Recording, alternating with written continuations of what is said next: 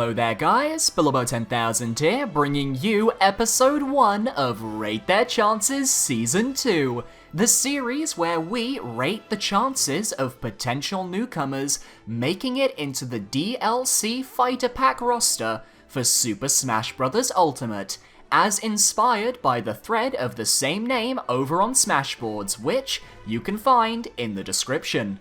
If you haven't checked out episode 0 yet, I'd highly recommend watching that video before this one. You can find it by clicking the card in the top right corner or in the description, as it details how this season is going to work and what my rules are going into this season. Before we get started, I am aware that there have been apparent leaks in Japan, with one specific character potentially having been leaked and revealed. That being said, I won't be taking leaks into account when discussing characters for this series. It sort of sucks the fun out of the whole process, similar to how Incineroar and Ken in Season 1 only rated highly because of Vergaben and other leaks.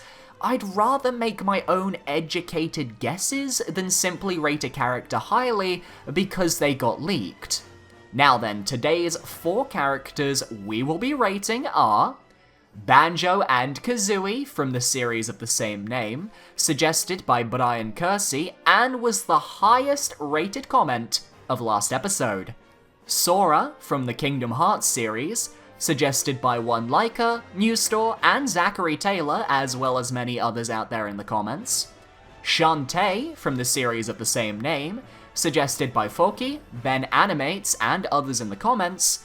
And Doomguy/Doomslayer from the Doom series, suggested by Nintenmax, and please forgive me if I say this wrong, Nexamate za Warudo. A reminder that if you want your own character rated, make sure to leave a comment with the name of a single character that you'd like to see appear on the show.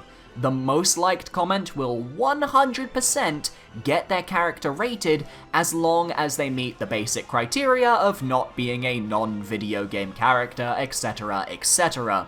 The other characters will be chosen via myself when I scroll through the comments to see who's getting requested. And before we begin, please make sure to leave a like and subscribe for more Rate Their Chances every Monday, and Smash Ultimate daily videos for the next few months. I'm doing a classic mode playthrough every single day until, I believe, February is when I'm going to be running out, so that's really exciting. And please remember that I do not represent Sakurai, Nintendo, or the Smash team. I only represent my personal educated thoughts on these characters. Without further ado, let us begin. So our first character is Banjo and Kazooie, and first things first, I think we should just remind ourselves of their original score from Season 1. In their first ever rating, they got a 40%, but every re-rate since, they got a 50%, as I felt that they would either happen, or they wouldn't, to the point where it was a 50-50 split. Their once score stayed at a 70% the entire time they were in the series, but they were prominent enough as a pick to make it into my 5 characters I expected to be revealed in the final Smash Direct, alongside Geno, Isaac, Incineroar, and Ken, with 3 out of the 5 characters being in the game, albeit Isaac was an assist trophy. Banjo and Kazooie are a duo who have been highly requested since the days of Melee when it comes to the Smash Bros. Community and their want for the character. They represent a very specific era of Nintendo's history, where 3D platformers were kinda coming into their own after Mario 64, with titles like Banjo and Kazooie and Conker's Bad Fur Day, both of which were created by Rare, a studio that has made amazing things with Nintendo in the past. The main reason I feel they haven't made it into Smash so far is that Rare, and by extension Banjo and Kazooie, are now owned by Microsoft at the moment, a rival gaming company for Nintendo. In a perfect world, the 3 big giants of the gaming world, Sony, Nintendo, and Microsoft, would all get along and work together, but the gaming industry is a business and things just aren't that simple. In hindsight, Banjo not being revealed at E3 last year was a massive red flag for his character, as a reveal of that magnitude would need to be hyped up by the parent company, being Microsoft. It's why I feel Banjo is actually in a very interesting position going into this DLC hype cycle. In my eyes, the only ways you can reveal Banjo are either at E3 or as the final character to be revealed. Unlike Joker, who belongs to Atlus, who belongs to Sega, Banjo's character and company have no ties to Smash Bros right now. It would be a massive announcement at this E3 to solidify a partnership between Microsoft and Nintendo, especially seeing as Sony is skipping out this year. Not a good look for potential Sony DLC reps in all honesty, but pretty good for Microsoft. However, as mentioned back in Season 1, there has been a trend with DLC characters that has actually continued with Joker. There's been no Western developers who have had a major fighter in Smash Bros. Rare and Microsoft are primarily Western-based, and while we did get King K. Rool, he was basically picked through the Smash ballot. Dark Samus and Diddy Kong were also developed first in the rest, but that's 3 characters out of 74 playable characters on the roster if you don't include Piranha Plant or Joker. Those aren't very good odds, and knowing that Nintendo themselves are behind this DLC character roster, it makes me wonder if they're willing to take a risk on a Western developer, or just stick to the Japanese developers that they know. It's a real shame, because knowing that this duo's chances are so dependent on Microsoft and Nintendo playing ball, because their character would translate amazingly into Smash's gameplay. Their aesthetic just works so well with the game. With all of this said though, I'm giving Banjo Kazooie a chance score of 50%. It's not changing at all. As I said earlier, I expect a reveal of this magnitude to happen at E3.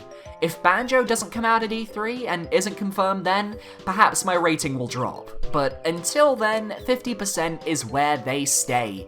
As for a want score, I'm going to up my score a little bit to a 75%. They aren't my most wanted characters ever, but I do have more of an appreciation for the duo than I did back in Season 1.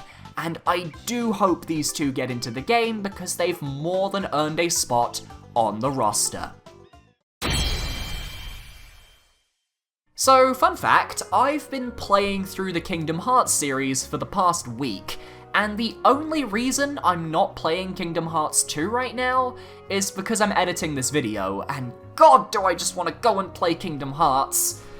Now, Sora as a character, I was not familiar with in Season 1. Let's just say though, things have changed. They've changed a lot. Let's have a look at Sora's original ratings first of all. In his first rating back in episode 7 of Season 1, he got a 30% in both chance and want, as I wasn't high on the character and I felt he was quite the long shot, especially when I was super on Geno being the potential square rep. After August, he actually went down to 10%, but in my final ratings, he went up to 55% because I felt my initial ratings were too harsh on the character just based on me not understanding him or his franchise. Sora is a Keyblade wielder and a champion of the light, a character who is always smiling in the face of adversity and who has had to go through so much just to be with his friends that it's quite painful in all honesty. He's got a variety of unique powers from magic to drive forms, he even knew how to play with cards at one point, he can dual wield Keyblades, and he has the power of friendship and Disney on his side. And he's changed aesthetics from the worlds he's visited enough times that I think translating his design to Smash Bros would be no problem at all. If Cloud, the most Final Fantasy of character designs, can get into Smash and look normal, Sora's got no problem. That being said, there's two things holding Sora back. Firstly, Square Enix. They have Cloud in the game, yes, brilliant, and he's their only representative. I 100% believe Square Enix is going to get another character for DLC. The question is, would they pick Sora? with Nintendo picking, I'm not sure. There are other franchises that I feel might get the focus over Kingdom Hearts, and that worries me. Specifically, I'm thinking Sora has to compete with the Dragon Quest franchise, a massive JRPG giant that has an insane following in Japan, and fits the bill of being the sort of franchise that would get DLC in Smash. They have notoriously stuck to characters that I feel appeal more to Japan at times than they do the West, and I feel like a Dragon Quest character is a serious threat to Sora's chances. Sora also has to deal with Disney. Not that Disney wouldn't want him in the game, that's not what I'm saying. I just imagine that Sora probably might be a little costly, and we could end up having a similar situation to Cloud on our hands if Sora is picked, and Nintendo might not want that given the DLC budget is probably shorter than the budget for the main game. I get the feeling that out of all the third parties, Square Enix is the one under the most scrutiny by fans and probably Nintendo as well, because of how stingy they've been with Final Fantasy. And if Nintendo decided to veer away from Kingdom Hearts for fear of the same issue, going to Dragon Quest would make sense because it probably is less costly, as it has less worldwide fame and still more of a cult following in the West, even with the brilliant release of the latest game. With that being said, I'm going to give Sora a 40% chance score. If Square Enix gets a single rep, I think it is a genuine fight between Sora and probably Erdrick from Dragon Quest, and I can't help but think that the latter would win. If Square gets 2 reps though, Sora is definitely a candidate given Kingdom Hearts 3 will be releasing next year and will be the final game in the trilogy, and Sakurai's team could use his design from Free to incorporate into Smash Bros. As for a want score, Sora's 30% from Season 1... yeah, he's getting an 85%. He has increased a lot, and I very, very, very, very much want this character in the roster. Nomura, Sakurai, Mickey, make it happen, please, I beg of thee. Sora's home games are a massive crossover in themselves. It just makes sense to put him in an even bigger crossover. We could have Traverse Town as a stage, or a Hollow Bastion stage, or a stage on the stained glass where you do them tutorials in the first or second game. Come on, Square. Please? Please? Oh, Shantae, the only character in today's lineup that has been explicitly shown as a spirit in Smash Bros. She's a character that so many people want to see in-game as a playable fighter. The question is, if they decide to upgrade a spirit from DLC, would it be Shantae? Because there's a lot of spirits that can be upgraded after all, and there's only 4 slots left on the fighter roster. Shantae's original rating in Season 1 saw her getting a 35% chance score and a 40% want score, as I hadn't, and still haven't, played any of her games yet. I've seen what she can do, and I really appreciate the character for who she is, I just don't have much experience with her. She got boosted up to a 50% following the August Direct due to Shovel Knight's disconfirmation, as I felt they were the only 2 indies with any shot at the roster. But towards the end of the series, she dropped down to a 30% because I started to realise she didn't have much of a shot with the characters left to be revealed. Shantae's main gimmick are that she can use her hair as a weapon, sort of like a whip in a different way to how Bayonetta uses her hair, and she can transform into different forms as the half-genie hero she is. A transformational character of that style hasn't been implemented into Smash yet. The closest we got to that sort of character is Pokemon Trainer, and that's not really what I feel Shantae would be like in terms of playstyle, at least in my opinion. She's got a variety of music and stage choices, including Scuttletown, so that's not an issue for Shantae. But what is an issue is her developers. WayForward, the company behind Shantae, is first and foremost an American game developing company, and so far we have received no DLC for an American video game company either from the Wii U era or the Switch era, and I feel that the first Western DLC character will be a bigger name than Shantae. But there could be more than one Western character coming in the DLC fighter pack, of course. There are 4 spots left after all, and anyone could take those spots. I just feel of all the potential spirits that could be upgraded, Shantae got a lot of focus in the World of Light trailer, as they made sure to point out that yes, Shantae is here as a spirit we know you've been asking. It doesn't feel like the sort of character reveal that facilitates a potential DLC upgrade down the line, as I imagine Nintendo had a hand in choosing what went into that trailer and put her down there purposefully for the aforementioned reason. She has history with Nintendo and got her start on their platform, of course, but I just don't think for a character like Shantae that it's enough to boost her to playable right now. With all of this in mind, Shantae gets a chance score of 5%. I'm gonna be completely honest, Shantae fans, I don't see it happening, but as an Isaac fan, I envy the fact that at least Shantae can still be in discussions, and I do hope that perhaps having a spirit could help her out for a DLC Fighter Pass 2 or a Smash 6 if Shantae's series is still around in like 10 years. As for a want score, Shantae gets a 35%. The Fighter Pass has started off insanely strong with Joker, and while Shantae would appeal to certain fans, she's just not really my type of character, and I'd personally rather see other characters make it in before her. Last but certainly not least, we've got the Doom Slayer, also known as Doom Guy, from Doom itself, a franchise that has found its way onto the Switch, thank God. Doom was rated in Season 1 actually, and received a 5% chance and a 75% want. The low chance made sense. Doom Slayer had basically no shot at getting into the base roster, and I was right there, but God, wouldn't Doom Slayer be a fun addition! So, interestingly enough, Doom Slayer's main issues from Season 1 are also their biggest issues this season as well. Firstly, Doomslayer's arsenal would be based around guns and melee, and in his home games, he's an incredibly brutal character, able to slaughter demons without much remorse. We know that Nintendo can lower down the intensity of certain characters to achieve their desired game rating, but I feel removing the intensity from Doomslayer just takes away from what their character is, because they're popular for being over the top and gory and just downright badass.